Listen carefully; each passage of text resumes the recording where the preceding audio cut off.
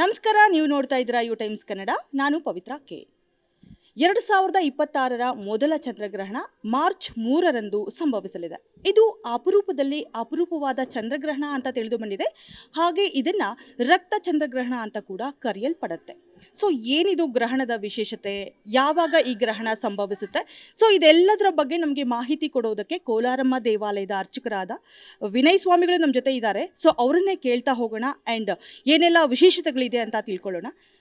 ಸ್ವಾಮಿ ನಮಸ್ತೆ. ಇದೇ ಮಾರ್ಚ್ 3ನೇ ತಾರೀಕು 2026ರ ಮೊದಲ ಚಂದ್ರಗ್ರಹಣ ಸಂಭವಿಸ್ತಾ ಇದೆ. ಸೊ ಏನಿದರ ವಿಶೇಷತೆ ಅಂತ? ಈ ವರ್ಷದಲ್ಲಿ ಪಂಚಾಂಗದ ರೀತ್ಯ ಕೊನೆಯ ತಿಂಗಳು ಪಾಲ್ಗುಣ ಮಾಸದಲ್ಲಿ ಈ ಪೌರ್ಣಮಿ ದಿವಸ 3ನೇ ತಾರೀಕು ಈ ಭಾರತದಲ್ಲಿ ಚಂದ್ರಗ್ರಹಣ ಗೋಚರಿಸ್ತಾ ಇದೆ. ಈ ಚಂದ್ರಗ್ರಹಣವು ಸುಮಾರು ಮಧ್ಯಾಹ್ನ 3:13 ನಿಮಿಷಕ್ಕೆ ಪ್ರಾರಂಭವಾಗಿ 6:27 ನಿಮಿಷವರೆಗೂ ಗ್ರಹಣದ ಈ ಗೋಚರದ ಸಮಯವಿರುತ್ತದೆ. ಮತ್ತು ಈ ಗ್ರಹಣದಲ್ಲಿ ಈ ಪುಬ್ಬ ನಕ್ಷತ್ರ ಸಿಂಹರಾಶಿ ಇರುವಂತಹ ರಾಶಿಯವರು ಅವರಿಗೆ ಈ ಗ್ರಹಣದ ದೋಷ ಪರಿಣಾಮ ಬೀರುತ್ತದೆ. ಗುರುಜಿ, ಏನಂದರೆ ಈಗ ಹುಣ್ಣಿಮೆ ಅಂದರೆ ಹೋಳಿ ಹಬ್ಬದ ದಿನದಂದೇ ಈ ಒಂದು ಚಂದ್ರಗ್ರಹಣ ಸಂಭವಿಸ್ತಾ. ಹೃದಯ ರೋಗ ಮತ್ತು ಹೃದಯ ಶಸ್ತ್ರಚಿಕಿತ್ಸೆ, ವ್ಯಾಸ್ಕುಲರ್ ಶಸ್ತ್ರಚಿಕಿತ್ಸೆ, ಸಮಗ್ರ ಹೃದಯ ಆರೈಕೆ ಸೇವೆಗಳಿಗಾಗಿ ನಿಮ್ಮ ವಿಶ್ವಾಸಾರ್ಹ RL Jalappa Narayana heart centre, STUMC campus, Tamaka, Kolar. 180030090309 ಇದೆ. ಹೋಳಿ ಅಂದ್ರೇನೆ ಹಬ್ಬಗಳ ಬಣ್ಣಗಳನ್ನು ಹಾಕೊಂಡು ಹಬ್ಬ ಸೆಲೆಬ್ರೇಟ್ ಮಾಡೋವಂಥದ್ದು. ಈ ಒಂದು ಚಂದ್ರಗ್ರಹಣ ಬಂದಿದೆ ಅಂತ ಹೇಳ್ಬಿಟ್ಟು ಒಂದು ಆತಂಕದ ವಾತಾವರಣ ಮೂಡ್ತಾ ಇದೆ. ಇದ್ರ ಬಗ್ಗೆ ಏನು ಹೇಳ್ತೀರಾ? ಯಾವುದೇ ರೀತಿ ಆತಂಕ ಬೀಳುವಂಥ ಇದೇನಿಲ್ಲ. ಈ ಗ್ರಹಣ ಸಮಯದಲ್ಲಿ ಮಾತ್ರ ನಮಗೆ ಆಚರಣೆ ಇರುತ್ತೆ. ಈ ಗ್ರಹಣ ಸಮಯದಲ್ಲಿ ಮಾತ್ರ ನಾವು ಯಾವುದೇ ರೀತಿ ಈ ಹಬ್ಬದ ಆಚರಣೆ ಆಗಲಿ ಮತ್ತು ದೇವತಾ ಕಾರ್ಯಕ್ರಮಗಳಾಗಲಿ ಇವೆಲ್ಲ ಏನೂ ಮಾಡಬಾರ್ದು. ಉದಯತ್ ಪೂರ್ವ ಈ ಹೋಳಿ ಹಬ್ಬಕ್ಕೆ ಸಂಬಂಧಪಟ್ಟಿರುವಂಥ ಹಬ್ಬ ಕಾರ್ಯಕ್ರಮಗಳೆಲ್ಲ 12 ಗಂಟೆ ಒಳಗಡೆ ಅವರು ಏನೇ ಕಾರ್ಯಕ್ರಮ ಇದ್ದರೂ ಕೂಡ 12 ಗಂಟೆ ಒಳಗಡೆ ಅವರು ದೇವರ ಪೂಜೆ ಆಗಿರ್ಬೋದು ಮತ್ತು ಅವ್ರ ಮನೆಗಳಲ್ಲಿ ಯಾವುದೇ ಹಬ್ಬ ಕಾರ್ಯಕ್ರಮ ಆಗಿರ್ಬೋದು ಇವೆಲ್ಲ 12 ಗಂಟೆ ಒಳಗಡೆ ಮಾತ್ರ ಅವ್ರು ಆಚರಣೆ ಮಾಡಬೇಕು. ಈ ಒಂದು ಗ್ರಹಣ ಭಾರತದಲ್ಲಿ ಅಂದರೆ ಸಂಪೂರ್ಣವಾಗಿ ಗೋಚರ ಆಗುತ್ತಾ? ಯಾಕೆಂದರೆ ಚಂದ್ರಗ್ರಹಣ ಅಂತ ಹೇಳಿದಾಗ ಬೆಳಗಿನ ಸಮಯ ಚಂದ್ರಗ್ರಹಣ ಆಗುತ್ತಾ ಅಂತ ಒಂದಷ್ಟು ಕ್ವೆಶನ್ಸ್ ಇದೆ. ಸೊ ಇದ್ರ ಬಗ್ಗೆ ಏನು ಹೇಳ್ತೀರಾ? ಅಂದರೆ ನಮಗೆ ಸೂರ್ಯ 1 ಗಂಟೆ ಆದ ನಂತರ ಸೂರ್ಯ ಕ್ಷೀಣಿಸ್ತಾ ಬರ್ತಾನೆ. ಮಧ್ಯಾಹ್ನ 3 ಗಂಟೆಗೆ ಚಂದ್ರ ಉದಯ 4 ಗಂಟೆ ಆದಮೇಲೆ ಚಂದ್ರೋದಯ ಆಗ್ತಾ ಸಮಯ ಪ್ರಾರಂಭ ಆಗ್ತಾ ಇರುತ್ತೆ.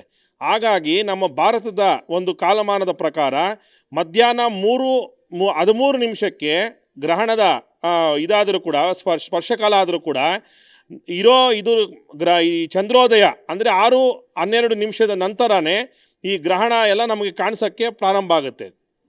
ಅಂದರೆ ಈಗ ಏನೆಲ್ಲ ವಿಧಿವಿಧಾನಗಳನ್ನು ಜನಸಾಮಾನ್ಯರು ಆಚರಿಸಬೇಕು ಅಂದರೆ 3 ಗಂಟೆ ಎಷ್ಟು ಸಮಯಕ್ಕೆ ಅವರು ಲೈಕ್ ಆಹಾರವನ್ನು ತೆಗೆದುಕೊಳ್ಳೋದಾಗಲಿ ನೀರನ್ನು ಕುಡಿಯೋದಾಗಲಿ ಯಾವ ರೀತಿ ಆಹಾರ ಸೇವನೆ ಬಗ್ಗೆ ಏನು ಹೇಳ್ತೀರಾ? ಪಂಚಾಂಗದ ರೀತಿಯ ಏನು ಪಂಚಾಂಗದಲ್ಲಿ ಉಲ್ಲೇಖನ ಮಾಡಿದ್ದಾರೆ ಅಂದರೆ ಗರ್ಭಿಣಿಯರಾಗಿರ್ಬೋದು, ವಯೋವೃದ್ಧರಾಗಿರ್ಬೋದು ಮತ್ತು ಚಿಕ್ಕ ಮಕ್ಕಳು ಇವರಿಗೆಲ್ಲ ಈ ಗ್ರಹಣದ ಒಂದು ಜಾಸ್ತಿ ಪರಿಣಾಮ ಅವ್ರಿಗೆ ಬೀರೋದಿಲ್ಲ. ಯಾಕೆ ಅವ್ರಿಗೆ ಆ ತಡ್ಕೊಳೋ ಶಕ್ತಿ ಅವ್ರಿಗಿರೋದಿಲ್ಲ. ಹಾಗಾಗಿ ಮಧ್ಯಾಹ್ನ 12 ಗಂಟೆಗೆ ಸಾಮಾನ್ಯವಾದ ಇವರು 12 ಗಂಟೆ ಒಳಗಡೆ ಅವ್ರ ಆಹಾರ ಸೇವನೆ ಮಾಡಬೇಕು. ಆದ ನಂತರ ವಯೋವೃದ್ಧರಾಗಿರ್ಬೋದು, ಮಕ್ಕಳಾಗಿರ್ಬೋದು, ಬಾಣಂತಿಗಳು ಅವರೆಲ್ಲ ಕೂಡ ಸಾಯಂಕಾಲ ಅಂದರೆ 2 ಗಂಟೆ ಒಳಗಡೆ ಅವ್ರ ಆಹಾರ ಸೇವನೆ ಇದೆಲ್ಲ ಮಾಡ್ಬೋದು. ಚಂದ್ರಗ್ರಹಣಕ್ಕೆ ಇದೇ ಪರ್ಟಿಕ್ಯುಲರ್ ಆಗಿ ಏನಾದರೂ ಪೂಜಾ ವಿಧಿವಿಧಾನಗಳು ಅಂತ ಏನಾದರೂ ಇದೆಯಾ ಅಂತ?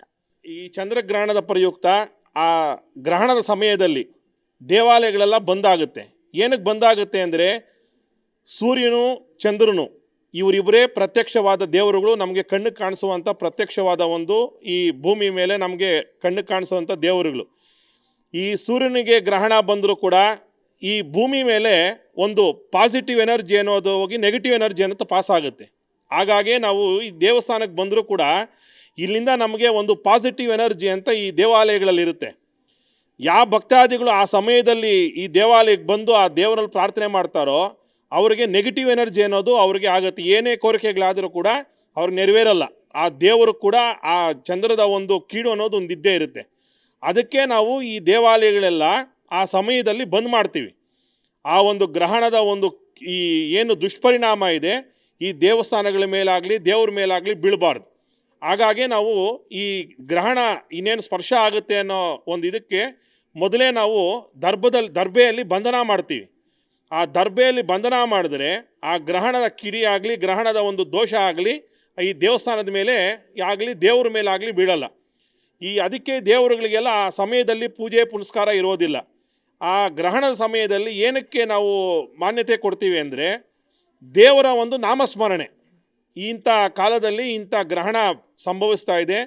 ಈ ಗ್ರಹಣದ ಒಂದು ಪರಿಣಾಮ ನಮ್ಮ ದೇಶಕ್ಕಾಗಲಿ ನಮ್ಮ ರಾಷ್ಟ್ರಕ್ಕಾಗಲಿ ನಮ್ಮ ಭಾರತದಲ್ಲಿ ನಮ್ಮ ಭಕ್ತರಿಗೆ ನಮ್ಮ ಜನಗಳಿಗೆ ಜನಸಾಮಾನ್ಯರಿಗಾಗಲಿ ಈ ದುಷ್ಟ ಪರಿಣಾಮಗಳು ನಮಗೆ ಬೀರಬಾರ್ದು ಅಂತ ದೇವರಲ್ಲಿ ನಾವು ಪ್ರಾರ್ಥನೆ ಮಾಡ್ತೀವಿ.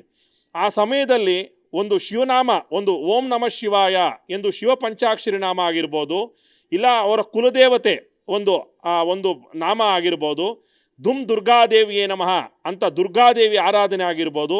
ಇಂಥ ಒಂದು ಆರಾಧನೆ ಆ ಗ್ರಹಣ ಸಮಯದಲ್ಲಿ ಮಾಡಿದರೆ ಅವ್ರಿಗೆ ಗ್ರಹಣದಲ್ಲಿ ಯಾವುದೇ ಒಂದು ದೋಷ ಇದ್ದರೂ ಕೂಡ ಆ ದೋಷದ ಆ ದುಷ್ಪರಿಣಾಮ ಅವ್ರ ಮೇಲೆ ಬೀಳೋದಿಲ್ಲ.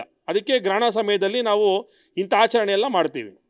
ಓಕೆ, ಆ ಚಂದ್ರಗ್ರಹಣದಂದು ಎಷ್ಟೊತ್ತಿಗೆ ದೇವಸ್ಥಾನಗಳು ಕ್ಲೋಸ್ ಆಗ್ತಾ ಇದೆ ಆ್ಯಂಡ್ ಎಷ್ಟೊತ್ತಿಗೆ ಓಪನ್ ಮಾಡಿ ದೇವರ ದರ್ಶನಕ್ಕೆ ಅನುವು ಮಾಡಿಕೊಡ್ತಾ ಇದ್ದೀರಾ ಅಂತ?